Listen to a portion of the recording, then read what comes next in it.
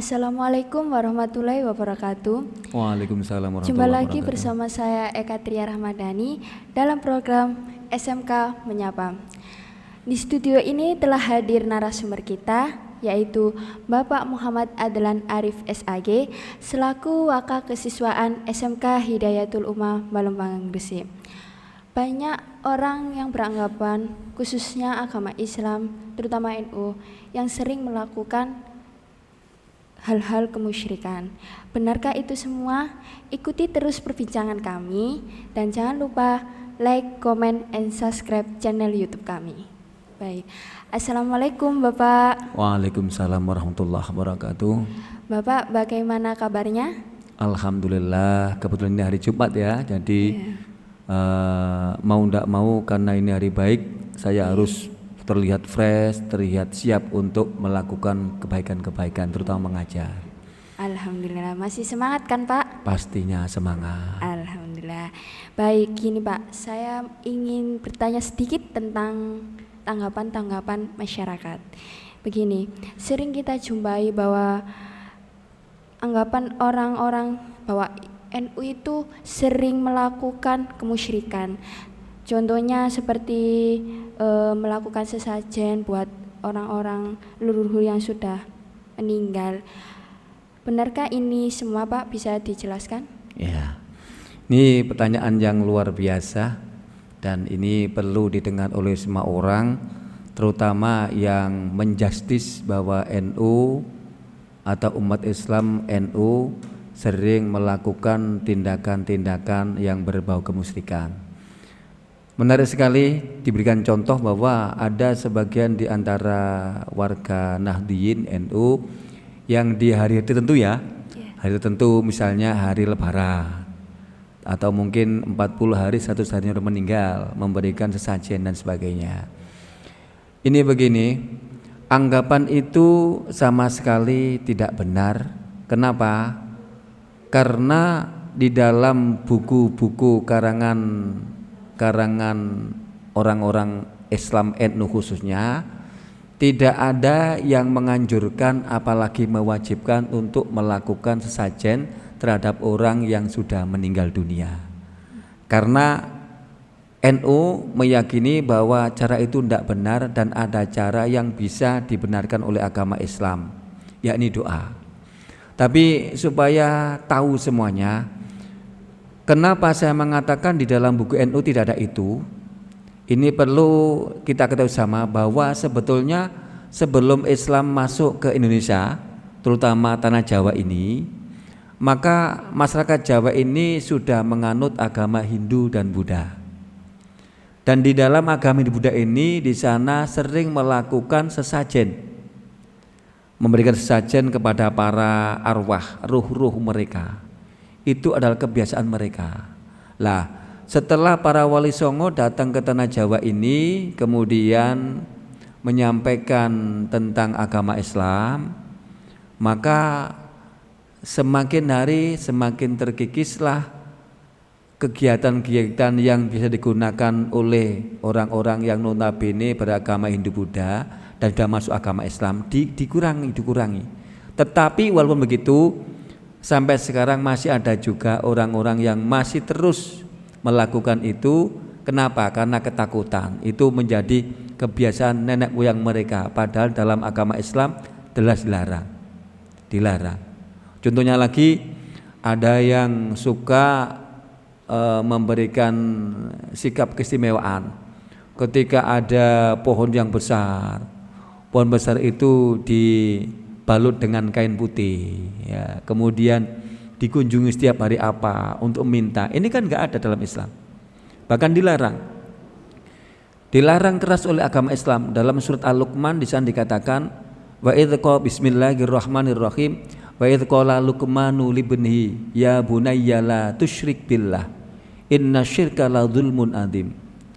Kata Pak Luqman, wahai anakku, jangan engkau pernah sekalipun menyekutukan Allah, menyembah selain Allah, atau menganggap hal-hal lain kekuatannya sama mirip seperti kekuatan Allah. Ini tidak boleh. Karena hakikatnya semua kekuatan ini datangnya dari Allah. Ini contoh-contoh. Ini kadang-kadang Muslim sendiri gitu itu. Tapi berarti kalau yang melakukan itu orang Muslim, entah itu NU atau yang lainnya, berarti salah. Karena apa? Karena dalam Islam tidak ada yang mewajibkan untuk melakukan kemusyrikan tersebut.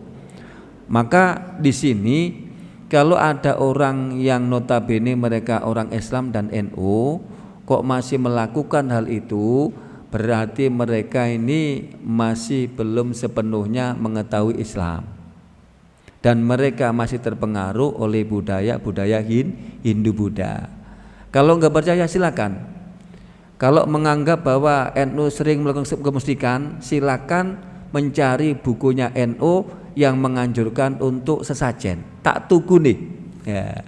Satu buku tak beli nih 1 juta, 2 juta nggak apa. Kalau ada, saya yakin tidak ada.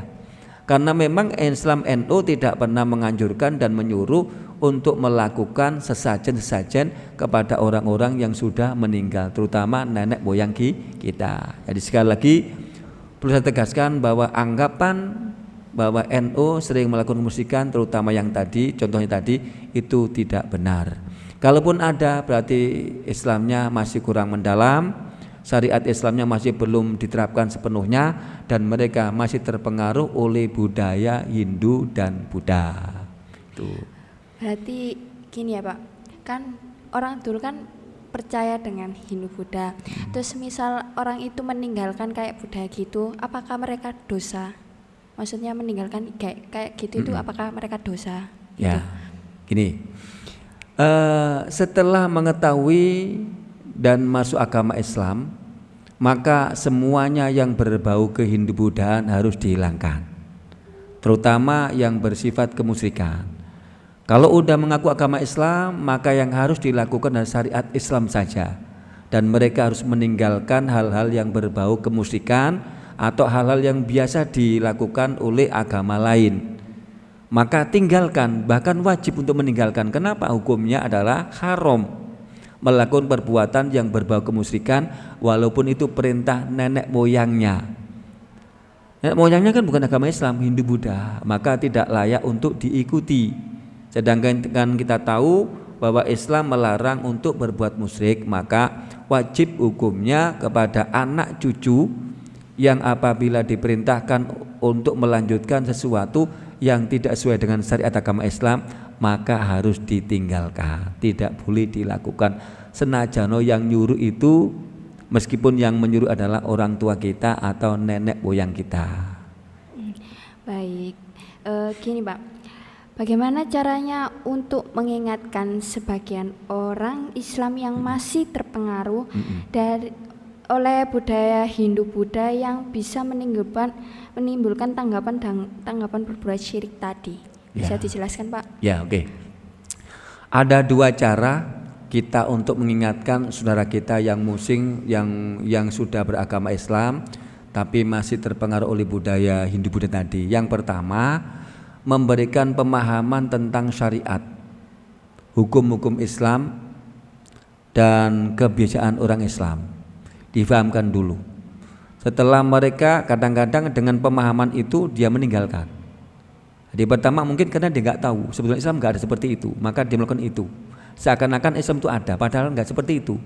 Jadi makanya langkah pertama adalah memberikan pemahaman kepada mereka bahwa apa yang dia lakukan itu tidak ada di dalam syariat agama Islam, alias Islam tidak pernah menyuruh, memerintahkan, apalagi menyunahkan untuk melakukannya. Kadangkala ketika mereka tahu persis itu enggak ada dan itu hukumnya dosa, insya Allah dia akan berhenti melakukannya. 1. Jika ini tidak berhasil, maka kita harus membuat semacam sandiwara, sandiwara, memberikan sandiwara dan soal kepada mereka. Contoh begini, saya perlu cerita. Saya dulu punya paman saya menikah, istri yang pertama meninggal dan kemudian menikah lagi dengan istri yang kedua. Kebetulan istri yang kedua ini memang Islam, tetapi beliau masih terpengaruh oleh budaya Hindu Buddha. Sehingga kalau lebaran saya ke rumah, Idul Fitrian lebaran ke rumah beliau, mesti yang saya lihat ada suguhan sajian berupa apa? Ayam sudah matang itu utuh. satu piring utuh, belum ada yang dimakan. Di sampingnya ada kopi, satu gelas kopi tertutup. Sampingnya lagi ada rokok. Saya tanya sama bibik saya, "Bik, ini ada sajian seperti ini untuk siapa? Kok gak kalong? Kok gak ada yang makan?" Dia bilang, "Jangan dimakan. Ini khusus saya persembahkan untuk mbah-mbahmu yang biasa di hari-hari seperti ini akan datang pulang dan makan." Wes, itu oh gitu. Saya iyakan aja, oh gitu, guys. Akan saya nggak ngerti, guys. Wes itu nggak lama kemudian dia bilang, "Coba kamu tunggu ya di sini di rumah. Bebek mau keluar, mau beli sesuatu ke toko." "Iya, Bek, monggo." Saya tidak di rumah sama istri saya. Akhirnya ketika bibik saya ke toko, kesempatan saya untuk melakukan hal-hal yang mungkin dia nanti akan jatuh di depan saya. Apa? Satu onggok ayam yang masih utuh saya makan. Saya ambil sebagian sampai kerowok lah, saya orang Jawa kan kerowok, tak ambil tak makan. Kemudian kopinya saya minum.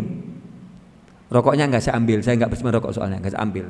Cuma ayamnya saya makan sebagian dan kemudian kopinya saya minum. Setelah itu enggak lama kemudian bibik saya datang. Dia tanya, "Lan, oh Bi, ini tadi ada kucing dah?" "Enggak ada, Bi." "Kok ikannya kalong? Ikannya berkurang, dimakan siapa?" Saya bilang, "Itu tadi mbah datang dan dimakan mbah." Bibik saya mendengar jawaban saya, dia marah, "Kamu tuh gila. Mbah udah mati, nggak mungkin bisa makan ikan seperti ini." Terus Bik, minumannya juga sama, mbah udah mati, nggak mungkin minum. Duh, kalau begitu berarti Bibik ini membuat pertanyaan yang dijawab Bibik sendiri. Artinya apa? Sudah tahu orang mati nggak bisa makan ikan, orang mati nggak bisa minum kopi. Kenapa ibu Mbak Bibik menyediakan ini? Terus gimana cara saya untuk ngirim mereka? Gampang. Orang Islam punya caranya apa? Kalau Bibik mau mengirim kepada ahli kubur kita yang sudah wafat, sudah meninggal dunia, maka makanan yang kita buat ini disodakohkan kepada orang lain dengan niatan nanti hadiah doanya, sedekahnya tadi dihadiahkan kepada yang sudah meninggal. Akhirnya setelah itu disadar. Maka tahun-tahun berikutnya setiap kali saya anjang sana untuk beridul fitri, beliau tidak lagi menyuguhkan ayam utuh dan minuman kopi itu di meja, sudah enggak ada, diganti dengan membuat lontong. Jadi kalau saya ke sana sama istri dan anak saya, maka setelah minta maaf, saling bermaafan, maka berikutnya, "Ayo duduk semuanya, tak ambilkan lontong." Ya, makan semuanya. Nah, ini cara kita. Jadi tidak menyakiti mereka, tidak menyudutkan mereka. Mereka akan sadar ternyata selama ini mereka membuat pertanyaan yang kemudian justru dijawab sendiri. Jadi ya menarik sekali ya. Ya, ini cara kita. Baik Pak, terima kasih telah menjawab pertanyaan-pertanyaan saya tadi. Baik, pemirsa, dapat kita simpulkan bahwa kebiasaan membuat sajian itu bukanlah sesuatu yang diajarkan oleh NU, dan itu adalah merupakan kebiasaan penganut agama Hindu dan Buddha. Bahkan Islam dan EU khususnya melarang kepada kita melakukan perbuatan syirik tersebut. Baik, terima kasih telah mengikuti perbincangan saya dengan narasumber saya hari ini. Terima kasih, saya pamit undur diri, saya akhiri. Wassalamualaikum warahmatullahi wabarakatuh. Waalaikumsalam warahmatullahi wabarakatuh.